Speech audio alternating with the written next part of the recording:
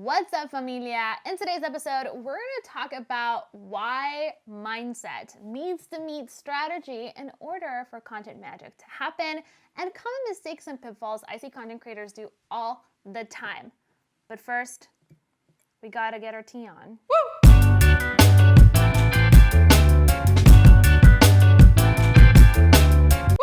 Now, today's episode is coming at you straight from the Business Lounge's latest course, the Content Lab. So if you'd like to learn more about that, definitely join our waitlist. The link is in the description box below. Without further ado, let's get into this training. Welcome back. In this lesson, we're going to uncover the 9 habits of highly effective content creators, what they do, what mentality they subscribe to, and how they make content happen. So I wanted to kick everything off by talking about this concept that I think is so important. Content magic happens when mindset meets strategy. And these days, I see so many content creators struggling to get ahead, struggling to grow an audience, struggling to monetize that audience, and I 100% feel you. I get it. But a lot of times, it's really the mindset that we're missing, and we don't really put so much weight on really understanding, right, what we need to believe in, how we need to change our patterns in order to level up and have our mindset meet our strategy. Without a great mindset, you're never going to level up. It doesn't matter how amazing your strategy is, you won't follow through, you won't stay consistent, and ultimately, you won't execute at the level that you were intended to. So mindset is a huge part, and really what we're going to uncover in this lesson, these habits are not just about strategy, they also really talk about the mindset behind creating content that actually gets results. So the habit that I want to start off with is simple but so effective. Highly effective content creators subscribe to the MVP mindset. What does MVP mean? MVP equals minimum viable product. It's a business term, and really, this is how it's defined. MVP is a product with just enough features to satisfy early customers and provide feedback for future product development. And I want you to apply the exact same strategy with your content creation.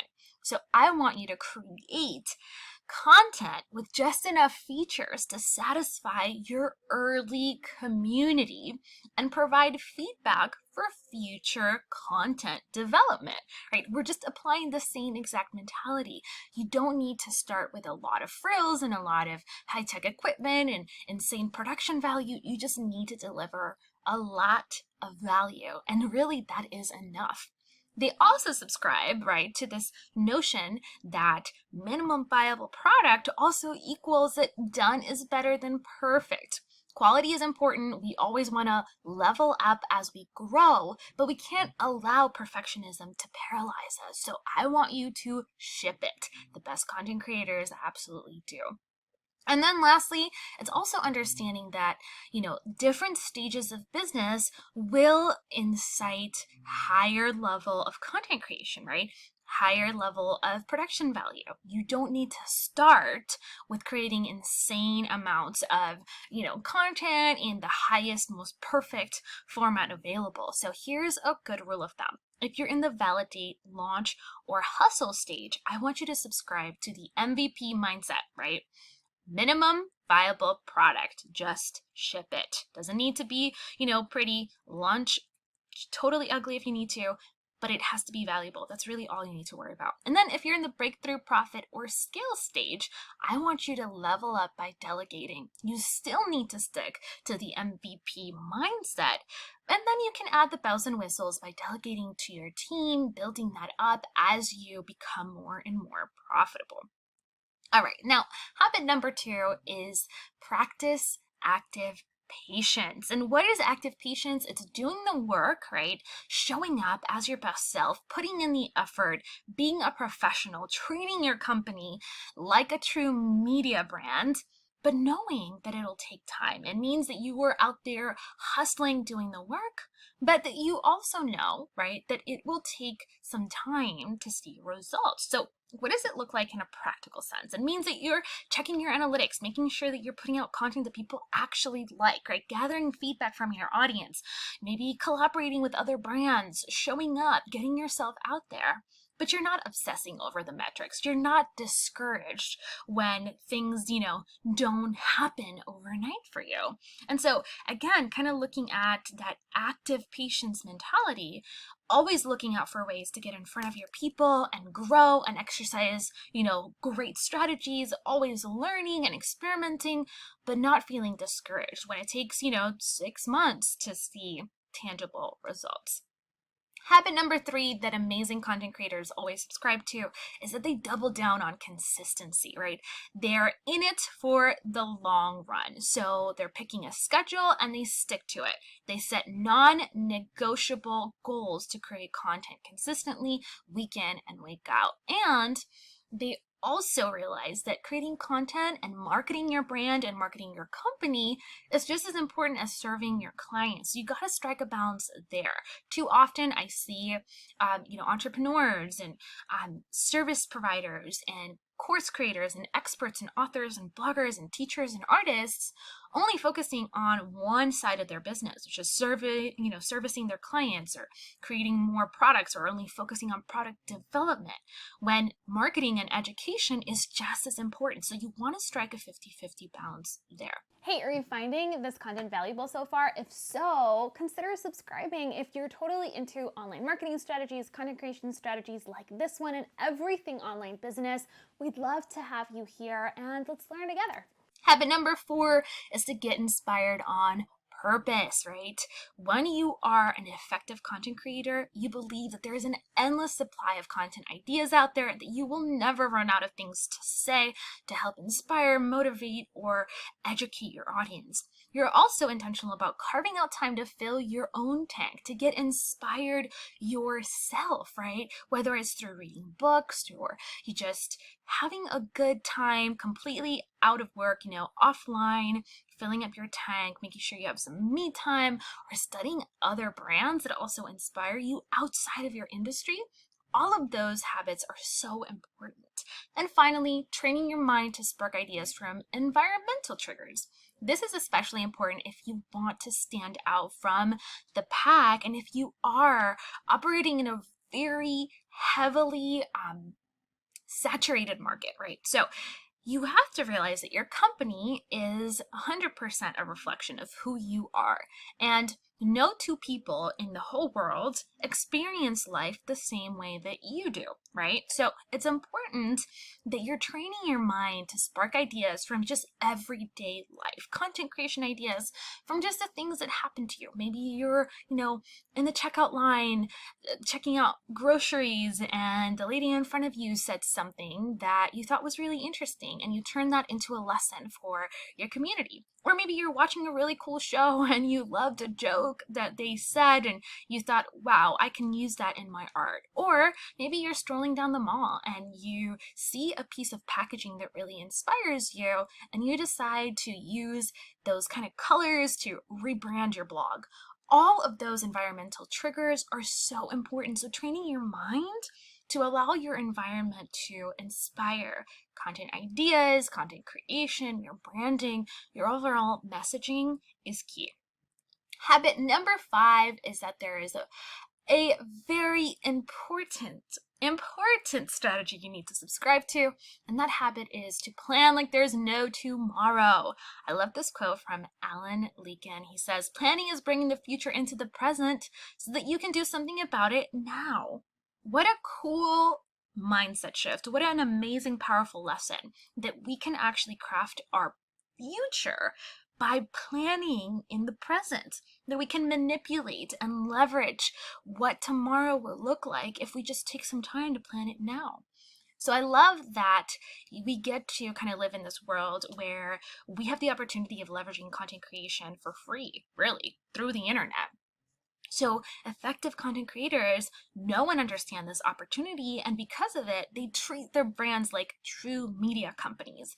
That means having a content calendar, right? Keeping a list of post ideas, a content bank of 20 plus long form content ideas. Like, for example, when I'm talking about long form content, I'm talking about your blog, your videos, your podcast, your even social media posts that are in a long blog like format. Those are all amazing long form pieces of content that you should have at least 20 of in a content bank, so you're never scrambling to kind of figure out what you're going to post about to the last minute. Although we've all been there, and I am guilty as well.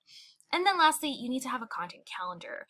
At least 30 days worth of posts. I usually recommend starting with one long form piece of content per week. So all you really need is 4 pieces of content that you can release every single week, and you have 30 days worth of content ideas. At the very least, 4 long form contents every 30 days. You have to have that as a keystone habit with your content creation strategy. Habit number 6, you're in it for the long term, baby. And that means that you're strategically positioning yourself for the future, right? You also understand that long term value equals long term profit, okay? We are businesses. We're not just creating content for the sake of doing good in the world, although that is an amazing value proposition. And if that's who you are, and maybe you're a nonprofit, more power to you, but we're proudly for profit in this community. And I think that it's important to realize that the value that you bestow upon your community will come back to you time and time again. So if you're setting yourself up for long-term success, you want to think about long-term value and long-term content creation. It also means that you're playing the consistency game, because you know that the more consistent you are, the more profit you will make. And if you can stay consistent, especially in the beginning stages, from validating to the hustle stage, you'll see that pay off 10 times over once you get to the profit, the breakthrough, and the scale.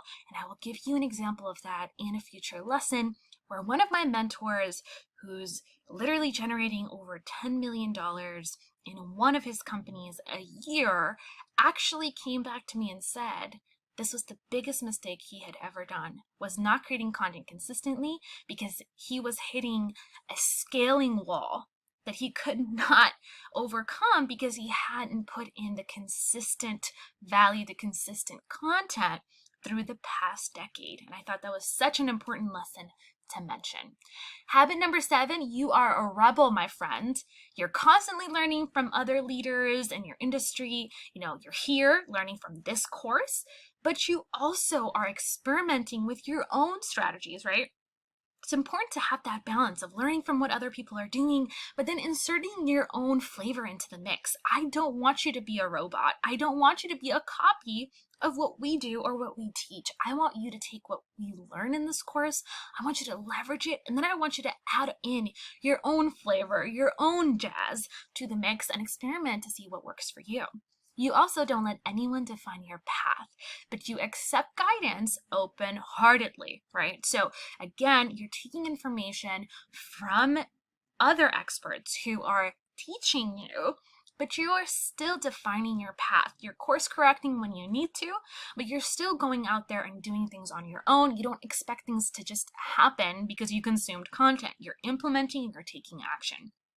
And lastly, you don't make changes to your strategy on a hunch like everybody else, because I've seen this happen a million times. Instead, you're consistently testing out your assumptions and running your numbers. So really important, be a rebel, really leverage, the value that you're learning from industry leaders, from this course, from this program, from everything you have access to in the Business Lounge. But you're also running your own tests and playing around with your numbers and sharing your know-how. Habit number 8, you know your numbers, baby. That means that you understand what key metrics you need to look at, and you check them at least once per month. Don't worry if you don't know what your key metrics should be. We're going to talk about that in a later lesson. But it's important that you focus on your numbers. How many followers are you getting? Are people engaging with the content that you're putting out? What kind of content do they prefer, right? Can you put more of that content out? All those things are important to look at. And finally, you're all about goodwill and showing up and giving value, but you're also aware that it needs to lead to profits in order to be something that's sustainable for your company. So we want to look at the monetization aspect of content creation just as much as we look at growth and, kind of implementation strategies to increase your audience and really position yourself as a go-to expert. And finally, you pace yourself like a champ. You set a frequency that you can sustain when it comes to putting out content consistently, and you stick with it. I love this quote by Ryan Holmes. He says, "You can run a sprint or you can run a marathon, but you can't sprint a marathon." I mean, how powerful is that quote? It's so true, right? You can choose to sprint when you need to sprint. You can choose to run a marathon when you need to run a marathon, but you can't do both. And that is so, so important. I want you to pace yourself, find a frequency that works for you, and stick with it. So my friend, here's a recap for this lesson. We learned the 9 habits of highly effective content creators. You also learned why content magic happens when mindset meets strategy. And we covered how to avoid common mistakes and pitfalls that could totally derail your content creation strategy. So I hope that you found it helpful. Please come over to the forum or the Facebook group and tell me which one of these 9 habits you're going to be implementing into your own content creation strategy. I would love to hear from you. Just follow the link in this course, take you over to the forum, or just come over to the Facebook group and tell us all about it. Thank you so much for being here, and I will catch you in the next lesson. Bye for now. So there you have it, guys. 9 habits for effective content creation. Let me know in the comment section below which one of these 9 habits are you going to be implementing straight away into your business. I'd love to hear from you. Seriously, I literally read all the comments, try to reply as many as humanly possible. I love you guys, and I want to hear your feedback because that always gives us ideas for new topics on the channel. And hey, if you're totally into content marketing, up-leveling your business skill set, and just really learning in a community, this is the channel to be a part of. So hit the subscribe button and let's learn together. That's all from me and the team today. We love you.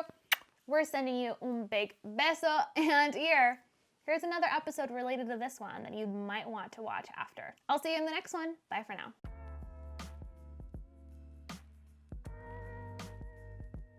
I've always wondered how baristas do that.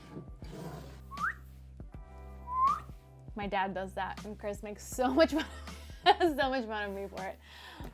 Okay, cut, boom, roll in the intro.